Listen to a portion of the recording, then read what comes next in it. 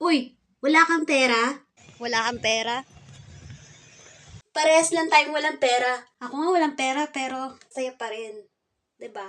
Wala kang pera, huwag kang malungkot. Dapat masaya ka pa rin. Kahit wala kang pera. Magpasalamat ka. Dahil buhay ka pa.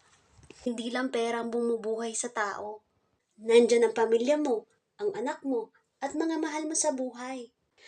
Money is just the material things we use in everyday lives. Kaya huwag mong seryosohin ang mga bagay-bagay. Lalo na pag wala kang pera. Ang pera ginagamit lang yan. Hindi yan sinasamba. Ang pera, hindi mo yan madadala sa langit. Kaya ngayon pa lang, ubusin mo na! Tara, shopping tayo. Charot! Charot! Charot! Just be happy and enjoy your life.